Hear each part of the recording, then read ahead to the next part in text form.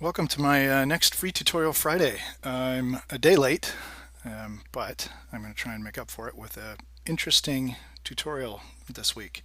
I'm in photo booth on a Mac, and this is the photo manipulation um, tool that allows you to do all sorts of crazy effects.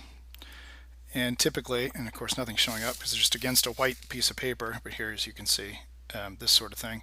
And usually you do funny pictures of yourself, etc., but I like to use it as a design tool. And this is the technique that Neville Page and I came up with for the book Alien Race. And what we use it for most of the time is to create portraits, but you can create all sorts of things. And the filter we like to use is the mirror filter. So that's the one we're going to use this week. And what I'm going to do this week is just record capturing a bunch of starts for portraits. And then next week, the next free tutorial, I will paint over them. So what you do is I've set up a piece of illustration board back here. And so I have a nice white background. It doesn't matter if you have a background with some textures or something. You can just paint it out. But if you don't want to have to paint it out later, it's a nice way to go to just put a piece of white paper behind there. The other thing I've done is I have centered lighting. So if you see this block here, you'll see that the lighting is dead center on it, so coming down straight, so it's not side lighting. Otherwise I would have, where my finger's pointing here, I would have light coming from both sides, and it would be harder to do my paint over. So I've set it up with an overhead light source that's soft, so I have soft shadows. And then what you do, and these are just pieces of wood, is you just grab some interesting things, crumpled up pieces of paper, in this case pieces of old driftwood and things, and you just kind of move them around until you find something that you like. And this is going to be a little tricky because I like to, if you come at it from one side like this, you get a nice floating, object. Okay. If you come at it from the other side, and it's just a webcam that I'm using here, but if you do it on your laptop, use your camera. See, it doesn't connect, or it connects in the center, of course, but it doesn't look like it's a floating object. So if you come at it from the other side, though, then you can get these floating objects, which look more like characters or vehicles or robots, whatever you're trying to use it for, architecture, all sorts of things. And so you just manipulate this around and see if I can find, I don't know if this one's going to give me a good one or not. Not all the pieces that you throw up here work, but you sort of just use it. I don't like that one. So you just use this as an interactive design tool, and you just keep moving around your props, okay, whatever you're imaging here, until you find something that you like. And you can create all sorts of stuff. You can create character portraits, you can create pieces of armor, spaceships, robots, and you're just looking for interesting patterns, interesting shapes. This is a little bit tricky because I'm using my left hand and I'm a righty. So I'm having a little bit harder time moving it around to find something that I like easily. And maybe these pieces aren't great. Oh, there's kind of an interesting little guy right there. So what you do is, if you hit return, what's going to happen is that you're going to get this annoying 3 beeps and then a big white flash. And a lot of times that will ruin the lighting, especially if you're using a laptop. So what you want to do is hold down Option Shift Return.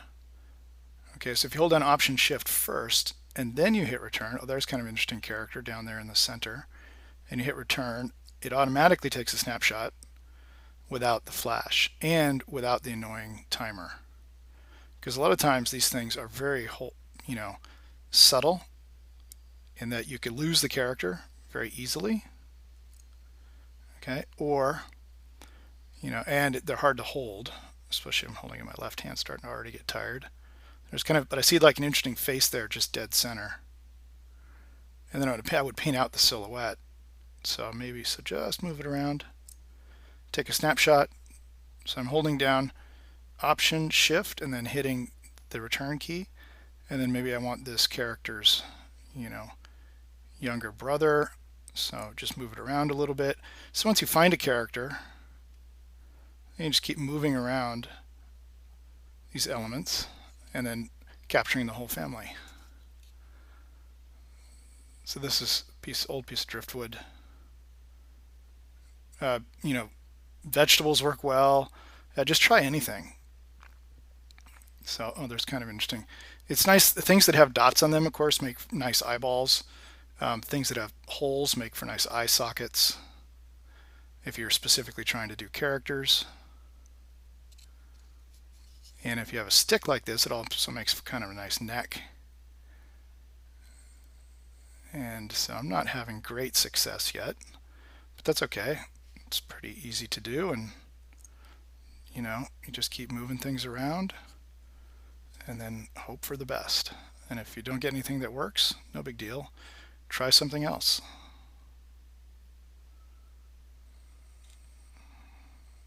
And I'm about to try something else because I don't love any of this. Let's try to create, let's see what I can get out of this guy. So this is just a piece of bark. Put the whole thing here so you can see it. It's just an old piece of bark that I found. And let's see what we get. So hold it like this. Yeah, some interesting patterns. Maybe it might need to be some nice, you know, costume elements that I could use. So, you know, keep in mind that the scale can be anything you want once you start painting it, right? See how those holes work for nice eye sockets? If I twist it like that, then we get a character. So there's a guy with his eye sockets and mouth, and if you just move it left and right, you can start to change the proportions of that head. And you can play with this now as an interactive design tool. And each time I find one that I like, and you can come a little bit closer and fill up the frame. It'll give you a little bit more resolution to work with when you paint over. So once you find one, you just take a bunch of snapshots like this. I could use a little bit more light in this scene. As you can see, if I tilt it, it's because I'm tilting it down, it's all dropping into shadow. If I tilt it up, we see a lot more texture.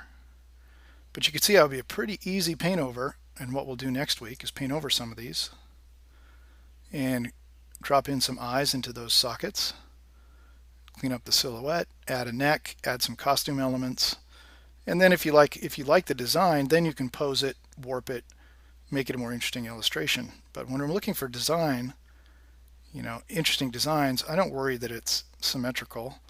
In fact, next week when you see me paint over them, you'll see that I only paint one half to find the designs. This is kind of like doing the sci-fi suits inside Moto, but it's photographic in this case, as opposed to having to render those in a 3D program. Occasionally your hand shows up in there. It's no big deal. You can always just paint that out. Anything interesting over here? Again, maybe like a cool tribal kind of chest piece, costume piece. Let's try some pieces of paper and see what we get. So I like to do a lot of times crumpled up piece of paper, and you can get some really nice surfaces that, again, it's all the sort of abstraction used as our start, right, to help us see things that we might not normally see, or we might not normally draw. And so, you know, I'm experimenting with this and seeing if there's anything there that I like. No success yet, but it's very, very subtle. So what you want to do is not, you know, rush into it. And I like to be very selective and not just snap, snap, snap, right, and then have to edit later. I like to just move this around until I find something that I like. A lot of times if you're thinking about a certain usage, of course, it's going to make more sense, like a piece of costume, or, you know, a piece of armor, or a spaceship, a piece of architecture, or a helmet or something. So if you have an idea before you start this, then it helps you to look for shapes that are working. I don't really have an idea. It's just my example, but I don't really like that piece of paper. Let's try another one. Okay, when I take a piece of paper, let's just take, like, this is a flat piece of paper. okay, with a texture on it. So it's a cool piece of paper that already has like almost skin texture or bark. And then I like to crumple it up, all right, into kind of a round shape. And if you were trying to make a character, and basically a character is kind of like a lumpy ball, okay, and if you start with something that's kind of like a lumpy ball, and you come in from one side and mirror it, then you start to get things that look much more like a big lumpy ball, which starts to work better for a character. Okay, and so you just move that around, see if there's anything that you like. Maybe this big triangular head, that's kind of cool looking. Could be fun to paint over that. Or maybe it's better for armor. So maybe if I want to make it armor, I'll make it sort of a torso shape, and then I'll pull out kind of an arm. So I have this, maybe this shoulder piece, doing something like that. So you kind of rough it out a little bit in the right shape. And say, okay, I'm looking for an element here for a chest piece, and that can start to work. And you can see maybe there's actually, it's maybe like an interesting robe, and it's just the top part, but kind of starts to have interesting shapes. So snap a couple of those, and sometimes you hit it and it's like every direction you twist your piece of paper or your, whatever your prop is, you get something great. And other times you get nothing. So I'm getting a little bit of nothing on this episode, but we got a couple of characters showing up, and I think you're getting the idea, which is really what this is about, is to sort of introduce you to the concept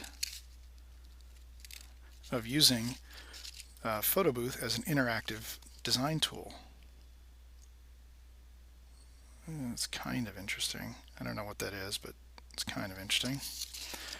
So anyway, when we did the book Alien Race, we used this technique a lot and created lots and lots of aliens very, very quickly that had a huge range of diverse shapes and forms, just because the prop that we used was different each time. We went from vegetables to seashells to pieces of tinfoil. Let's say we're going to do a piece of armor. Here's a piece of, let's say this is I have a gold piece of paper here. Let's see if I just manipulate that around, if I can get some interesting shapes. And can I get, and of course this is going to, the nice thing about doing this as well is you get all this reflectivity, you get all the color shifting, you get all the subsurface scattering if it's like a piece of fruit or something. And maybe that can be a nice little reflective element that we could use later. Next week we'll put all these things together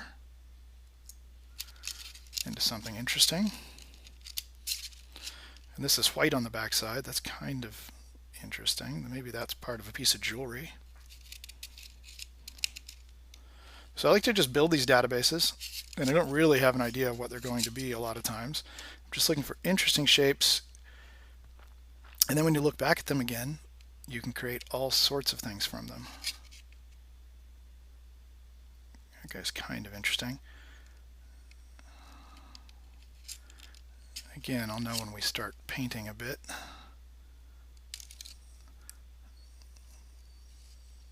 So you just keep searching. And so I'll sit and maybe, do this for an hour and end up with 60 of these things. And then go back and paint the ones I like. So maybe like an interesting helmet there or something. Looks like my webcam's having a little bit of trouble with focus.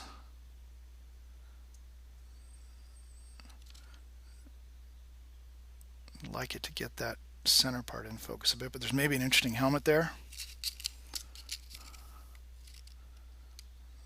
All right, let's try a different piece of paper. So it's got a bit more of a dull finish to it. Crumple it up.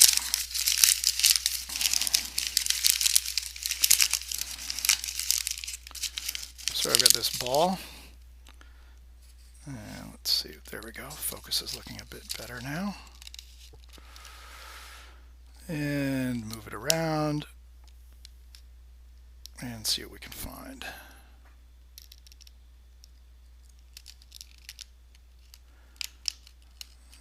Nothing great. Oh, wait. Interesting. Cool looking helmet, maybe. And you can see always multiple things in each photograph. I mean, we paint over it multiple times even. You can get a different result each time you paint it. Oh, there's kind of a cool, that's kind of a cool character. Let's go back and see if I can get him. And you see how subtle it is. So you have to move these things very slowly, especially the smaller the item you're using, the more sensitive it will become to movements. So, and the closer you get to the camera, of course, the harder it is to hold it still.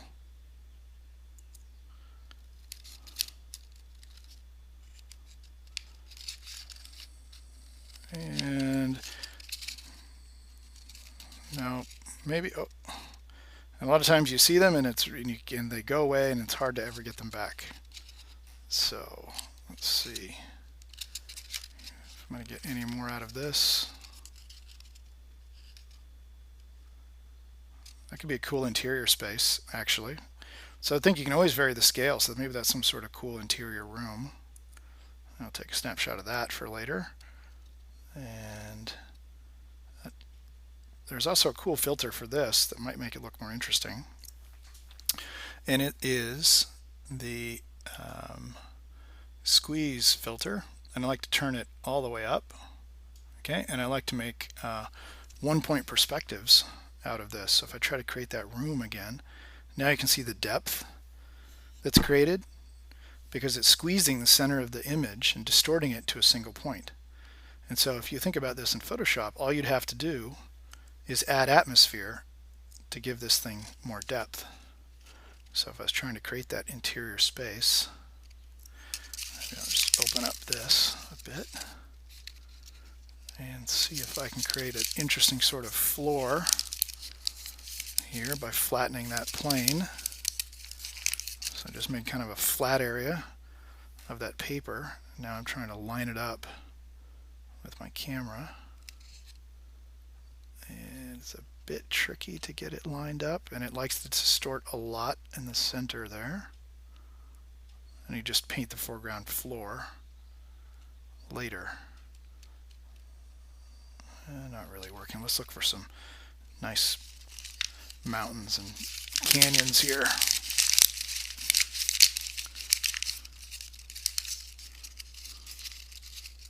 Okay, I just made sort of a valley kind of shape in my paper. I'm going to hold it up here to the camera, and I'm going to see if I can get some interesting canyons and rock formations. Obviously they're a bit shiny, but you can see how it's in perspective because of the distortion that's happening by squeezing it down to a single point.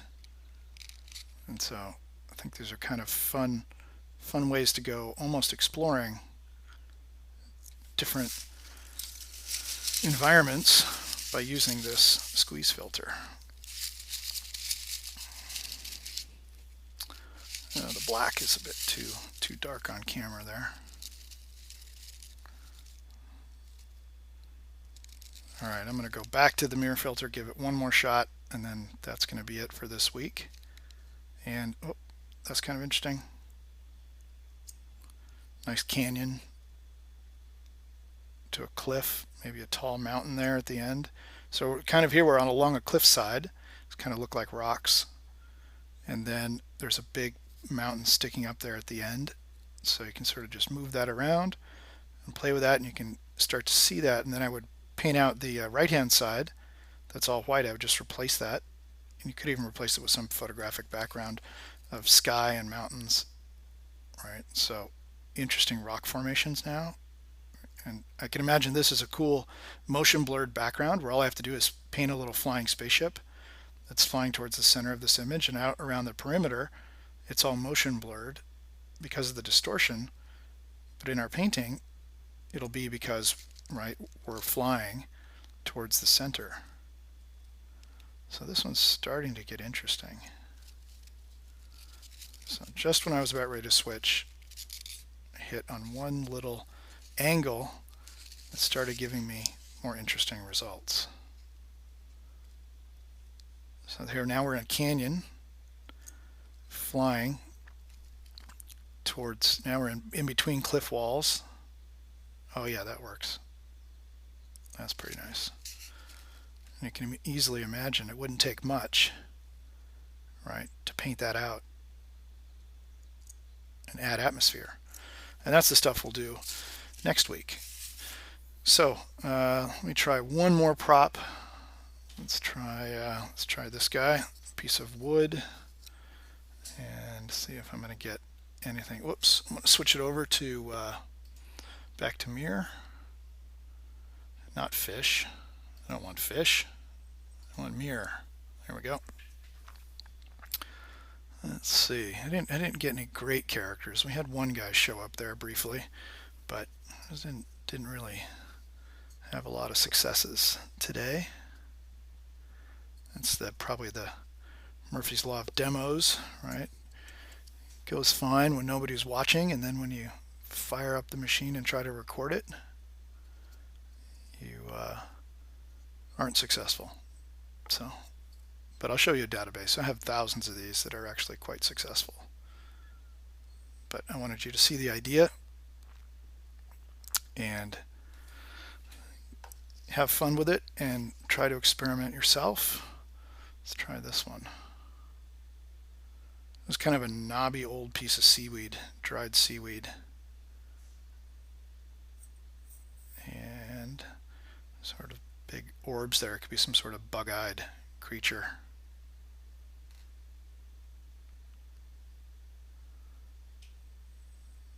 And not really seeing them yet. Spin it around, try a different angle. Maybe I'll add, if I can find a better prop for next week before I start painting, I'll show a couple more. Anyway, let's call it done for the recording part of the characters and props. And then let me jump in, I'll show you a little bit of my database. And then next week, I'll paint something. So here's a little look at my database of these alien portraits. So these are all the organic photo booth images I've done over the years. And originally, like I said, it started for the book Alien Race, and then I think I talked about this briefly in that inspiration and workflow techniques tutorial or video that's on my channel as well. But anyway, this is a look at folders and folders of them. So in this folder, there's 133 of them. And you can see they're all sorts of different shapes and sizes and different materials. And again, some might work for costume bits, some might be funny characters, some might be sad, and some might just be, you know, odd and strange. But you can see how many of them work, that guy's very sad, work very well as starts.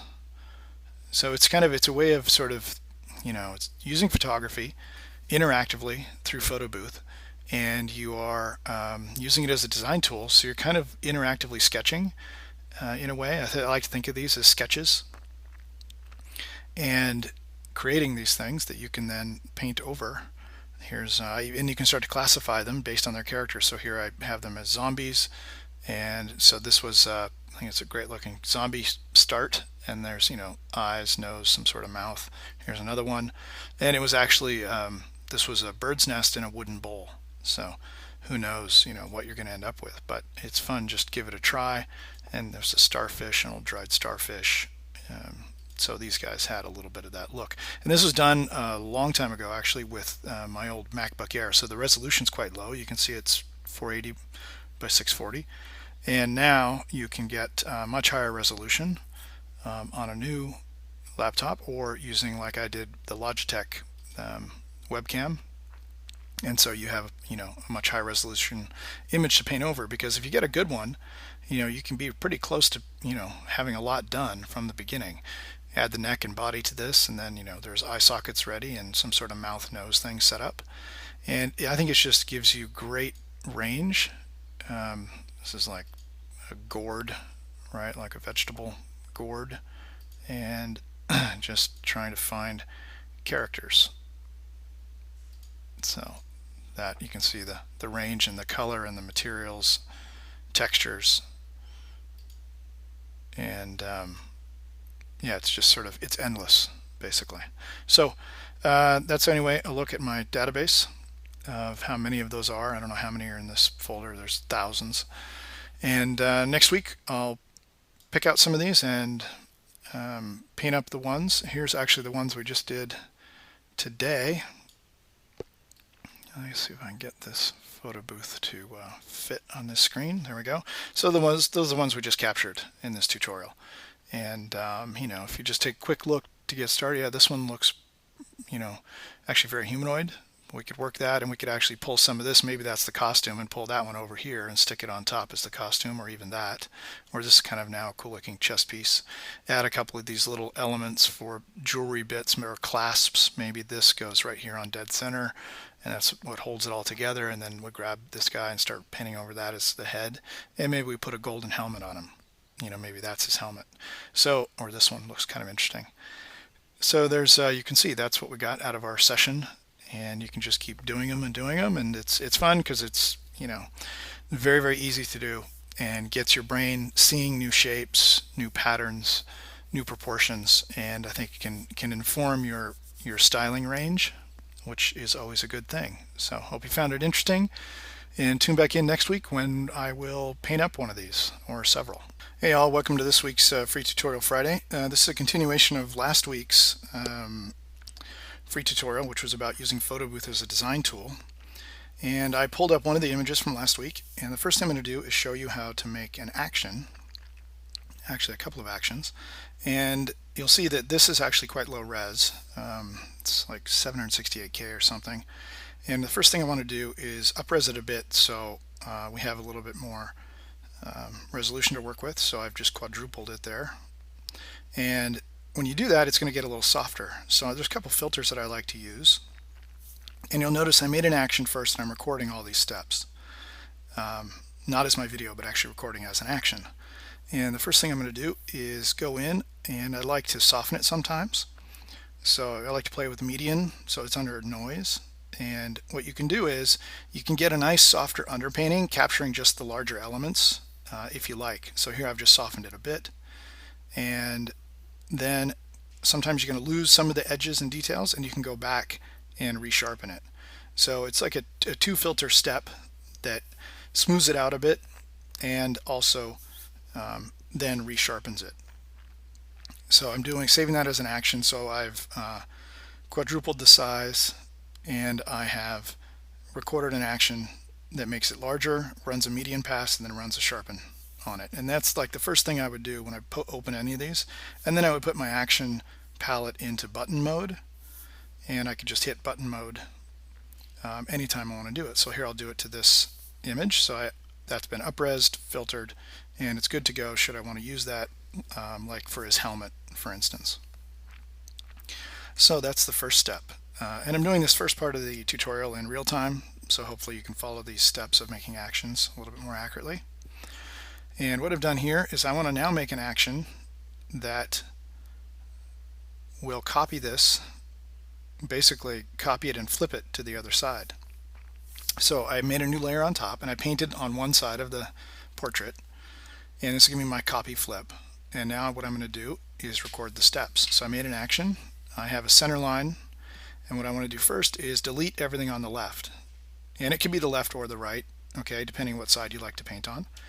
And then I'm going to copy and paste what I have on the right into a new layer, which I've just done.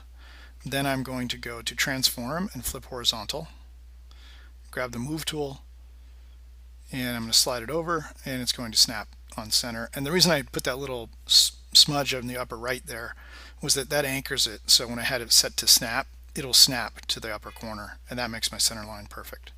And I'll put it back in button mode, and now let's give it a try. So new layer, and grab a brush, and I'll paint with a different color. So I always want to test it first, see if it's going to work. And here we go. So just scrub around a bit, put a little swatch up in the corner, and you can always clean that up at the very end and then just hit flip copy. So there it works. And that's going to be the way that I'm going to use that tool and that button over and over. So let's start painting this now that I have my two actions set up. I'm really just going to use that copy and flip one all the time. So the first thing I like to do when working with these alien portraits is to block in the neck and shoulders. And this also gives you an idea of scale. And what I'm looking for is the design. I'm not worried about making a nice illustration at this point. So I'm going to stay with full symmetry. Here I grab my little edging brush that I showed from a previous tutorial that has a little gradation built into it. So it has a hard edge on the right when I downstroke, and then has a gradation working inward. And so that works nicely to reflect the background of this light gray into that round eyeball. So I'm just going to do a black eyeball here, and I'm going to reflect the light source. And I have centered light, centered soft lighting from like a big soft spot up above his center of his head. And this is usually the very first step to see if I like this design that we got out of Photo Booth or not. Then I hit my button there again, so flip copy. And you see immediately it comes to life a bit. And you can make some decisions. And I just made a color dodge layer there, like I have done in previous tutorials, where I double click on it and turned off those two little boxes to allow it to blend with the pixels underneath. And so this is one of the very first things to do, is find the bigger forms and give it a little bit more dimension by introducing more value change. So a lot of times when you shoot these things out of Photo Booth, they might be too flat, or you see other shapes in there that are not the forms that you want to render. And so you can start to, and you can go as extreme as you like, right? Basically effectively turning on the light, making it brighter and brighter and more harsh. Or you can keep it very, soft. In this case, I really want to sort of exaggerate some of the forms. So I'm going to do the same thing. I did a flip copy. And when I did that, it makes it a normal layer, so I have to go back and unclick those boxes to turn it into a color dodge layer that's going to mix. And when I merge them, you see it goes back. And there's the example of turning off those boxes, how that mixes more nicely with the pixels underneath. So it allows you kind of to have light on a separate layer, which is nice. And now is basically noodle time. So I've got my basic forms, I've got the character there, I've established, where are the eyes, the mouth. I don't really know where the nose is going to be. And now I start to work in some more anatomy and put in eyelids, work out the wrinkles, and see if I can be efficient in using this Photoshop process. The whole idea is to not paint over the whole thing again. It kind of defeats the purpose. So you have to show some restraint and try to go in and work with what you saw in the original that you liked, and tweak it and sort of keep finessing and pulling the character out of that original source of inspiration that you photographed.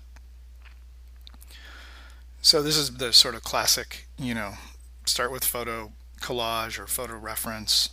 In this case, something that we created with a piece of bark in Photo Booth, and then just start painting over the top. And you'll see it's a different process than drawing, obviously. But when you start painting over the top, effectively you are drawing. And I'm just going to add it a little reflective, like he's got some moisture in his eye. Maybe he does look a little sad anyway, so he's got a little tear there. And just keep painting over, and you see it's on a separate layer at the top, set to normal.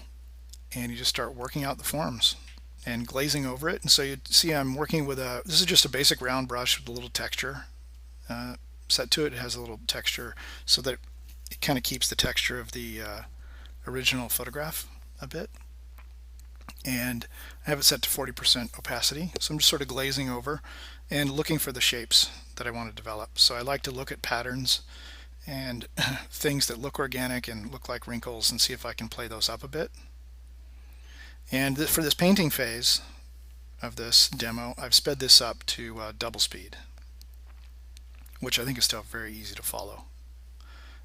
These get very slow when you start to think a lot about design, and they're fun to paint anyway, so you can start to noodle them and get lost a bit and so they tend to go, speeding it up is fine because they can get kind of slow if you let it. If you set a timer and you try to say, okay, I'm just going to give myself 30 minutes, which I think this was actually less because I added some at the beginning, some at the end. We're 22 minutes, I think, total running time.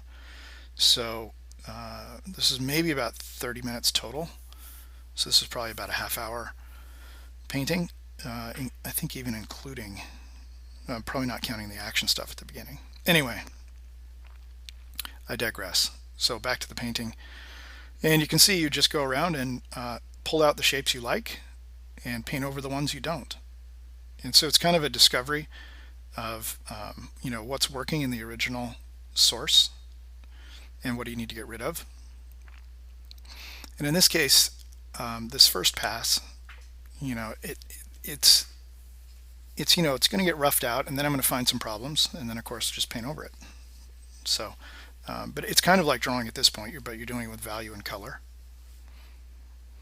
And you see I'm only having to paint one half because I have my copy and flip, and I kept my symmetry. And I'll show a couple of examples from Alien Race, the book, some of the finished illustrations, some of the pages from that book, to show how you can take these a little bit further and tilt the head, twist the body, tilt the shoulders, that sort of thing. And then you could even relight it if you wanted to add a little gradation from left to right in the background, add a little rim lighting on one side, shift the hot spot over, move the highlight in the eyes. And you can do all those illustrative things at a later time. But when I'm looking for design, I'm not worried about the symmetry. I can imagine a nicer illustration with more time spent. What I'm doing here is adding a little bit of the surface when it rolls away. I'm letting it reflect the color and value of the background. So I have my little edging brush that I use for the eyeball. So I'm doing basically the same thing I did on the eye, but I'm doing it to the entire head. And that as that surface rolls away, it gets just a little reflective and starts to pick up the color and value of the background. Okay, so flip it. All right, so copy and mirror, and I just have to hit that one button in my action palette. And when I paused and I looked at this, I wasn't really happy with, I see like multiple mouths in there, too many like horizontal lines through the center of his head above his mouth. And so in this pass, I'm going to go back and refine some of those things. So these get to be a little bit, I think they're still kind of fun to watch, but it's a little bit like watching, grass grow at a certain point, because you can spend a lot of time on design. And I'm not, a mainstream character person that does this all the time. I haven't painted a character like this in probably 6 months, maybe 7 months now. So maybe even more. So I'm a little rusty, but it's still fun to do. And you sort of can't be wrong with an alien. It's tough to be wrong with an alien because you can make up all sorts of stuff and reasons why. Plus, we don't know what they look like anyway. So always the most fun to paint these. So you can see I just color pick, and you'll see there's very little color picking from my Photoshop color picker because all the colors and values were already in my image from the photo booth exercise. And that's what's really fun about it. You get all this color, all this texture, and you end up with nice color palettes, and you can just color pick from within, and you have a full value range. It already looks three-dimensional. So all we have to do is finesse it. And in a lot of ways, finesse it in simplifying it, actually. It's going to be a little too textural, too photographic, usually too visually complex.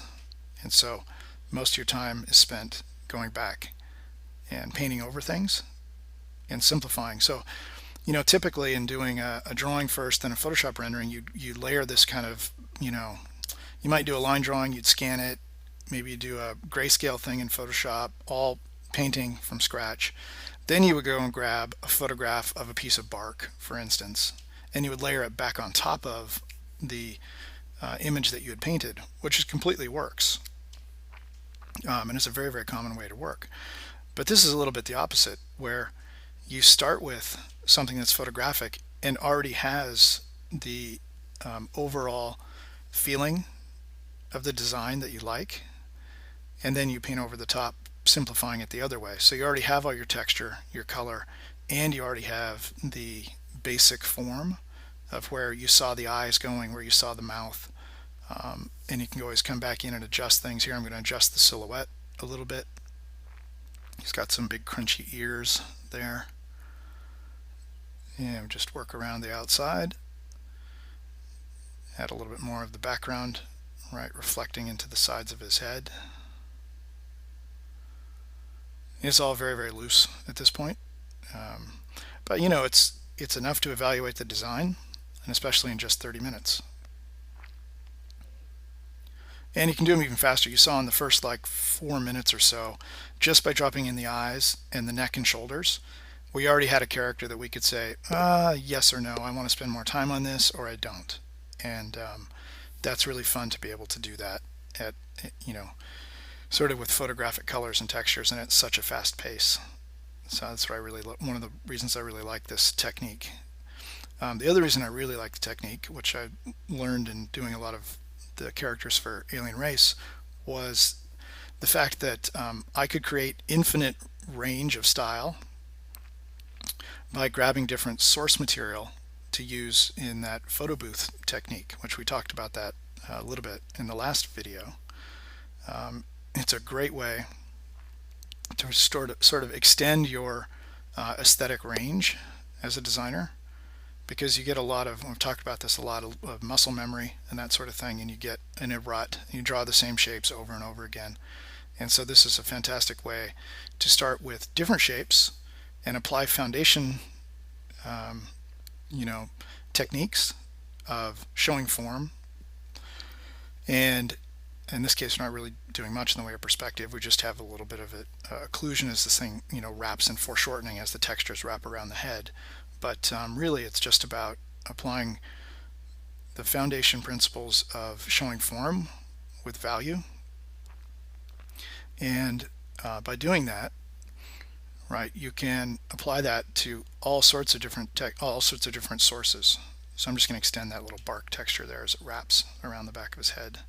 It's weird. It's got like kind of like a bald spot. He's got like this bald dome on top of his head here. Put a little notch there so it looks like that bark wraps around. Maybe that's his version of hair. So it's I find it really powerful if you have if you spend enough time on your foundation skills, and you know, meaning the basics of light and shadow and how to show form. You can start with anything. The subject matter doesn't make a difference. It could be a car, a spaceship, a building, a landscape. There's the copy and flip again, and merge those back together into one layer. And you can really extend the range of your style by starting with different things. Okay, so I added a little multiply layer on top. This is another thing I like to do in order to pull out the forms without having to repaint any of the textures. And so it's just a multiply layer floating on top. I have a big soft airbrush, and I'm going in to sort of emphasize the forms a bit more. So all I'm trying to do is increase the value change, and by increasing the value change, our brains see more form change. So I'm trying to push some of that sides of the head back into shadow a bit, and trying to accentuate that nose that's kind of starting to show up there on the front of his face. Did a copy flip, and you see I didn't have anything in the corner there to anchor that one, so I've just copied, flipped, merged, and then put it back on multiply. And then I'm playing with the opacity. You can see I'm turning it on and off there, and that's just to see how dark do I want it to go or not. And it's nice to have that shadow layer on a, you know, shadows on a separate layer. I'm going to do the same here by making another color dodge layer, and grab a soft airbrush, and I'm going to pull this all the way really bright just as an example. So basically big soft airbrush, color dodge layer floating on top, and this would be like if his skin was a little bit shiny, and in that case, in that highlight there, very shiny. Let's erase it a little, and you can see that each time I increase the value change across the surface, we see more form. And when we go beyond what our brain is accustomed to with a matte surface, like halfway to black, if you watch my other my educational DVDs, you know what I'm talking about. If you go beyond that, like I'm doing now with this color dodge layer, it's going to start to look reflective because it's going well beyond the halfway to black value range. So I'm going all basically from white to black using all the value range, and really the only time you see that happening a lot is on reflective surfaces. So just pulling up a couple little reflective highlights, and ultimately it's going to be too much. I'm going to copy and flip it again, and you'll see I need to set it back to color dodge, and then I'm going to readjust those, and then when I flatten them, of course I lose it, reset them. There it is. You see how it works differently just by changing those couple of boxes. And then you can turn it on and off, and you can play with the lighting. So I think it's going to wrap up our demo of this one, and I'm going to jump into a couple finish pages and talk a little bit about those, and then that's going to be it for this week. Okay, so I think that's going to wrap it up on the demo side, and now I'm just going to show you a couple of other ones that I painted for the book Alien Race. And these are pages from the book, and I just want to show you some that I spent a little more time doing design work because, as I mentioned before, you could spend a lot of time and it could just keep going and going. But here's the original source, like that, which was a bird's nest in a wooden bowl. And you can see there was the mouth, there were the eyes, and I even got this funky eyelid out of it that came out of that source image. And then I detailed up this with some other dropped in photo bits and pieces, and then painted over the whole thing, and made a little fur brush and painted in all that fuzzy. It's like a fat rabbit, fat sci-fi rabbit with a helmet on. And here's a seashell. So you see that one, and then you can see there's the paint over. But you know, most of it was all there, and added again some other elements that we did in photo booth for the armor. And you see on this I've reposed it and you know, given it a little bit more character. Didn't relight it much, but just twisted the head a bit and twisted the shoulders, gave it a little tilt. Here's another one. Here's the onion, and you can see that almost everything was there. I pretty much worked with what I had and saw that, you know, two eye sockets here, a mouth. I liked these stripes, and then I didn't know what this was going to be, but there were the ears, and you'll see over here pretty much stayed all the same. Right, obviously with some painting time, but the stripes, the color patterns, those became some weird earring things or weird earmuffs. I don't know what they are. Headphones of some sort. They're so kind of stuck into our secondary ear, and then here's the other ear over the top. And so that's just, you know, more time painting, but all the exact same steps that I just showed. And what's fun about this one is that this piece of armor, well, not armor, but it looks like leather. I think it looks like leather. This was a piece of bark, and this has been almost untouched. I just cleaned up a little bit through the center and this collar to get it to fit on here and fit her character, but all the rest of this, all those shapes and all of this came right out of that photo booth exercise.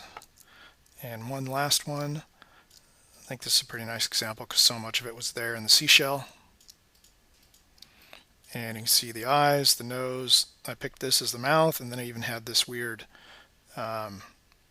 you know, neck piece. I saw that as a piece of armor, and so the paint over looked like that, and you can see where it came from.